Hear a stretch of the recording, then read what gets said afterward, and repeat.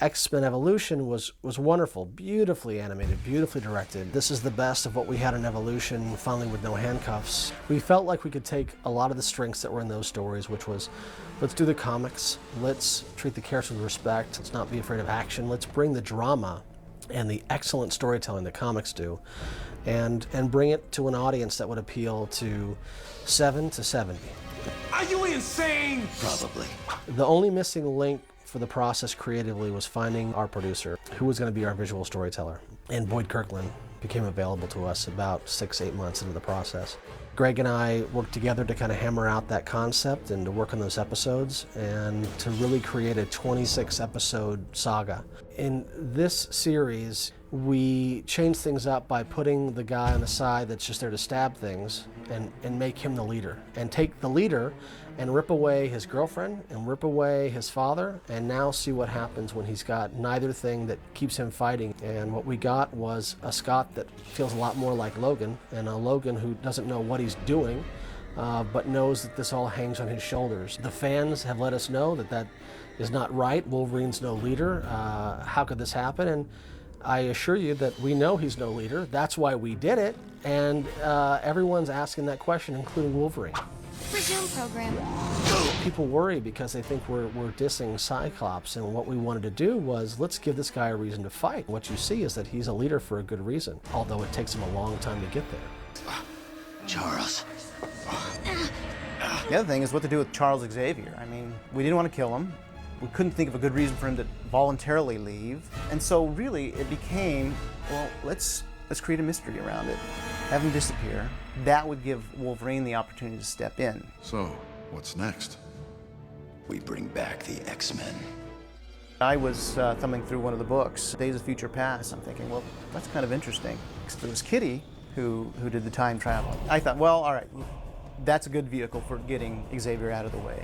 But what it also gave us was we got to see Xavier in the future with a new band of X-Men.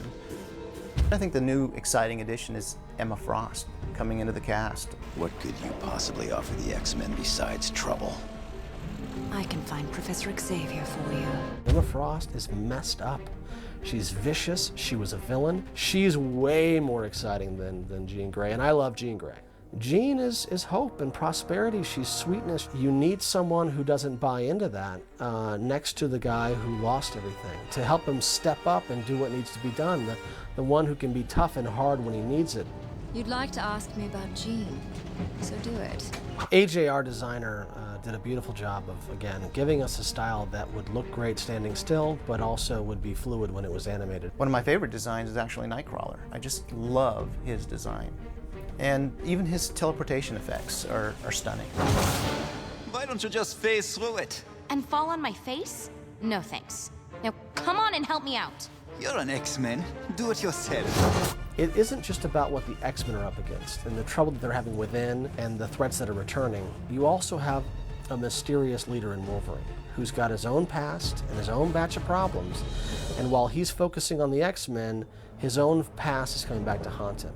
And an episode like Wolverine versus Hulk speaks to that. And Wolverine's first appearance is 181. You know, that's the one that brought us this great character. And it felt wrong for us to have this opportunity to not utilize that story. Fun. Right. There's a different twist to it. Of how Wolverine gets into this story and some of the other details, but it absolutely is a remake of that classic. We actually flash back in the series to a brief scene of that Wolverine, the same uniform, taken right out of the books.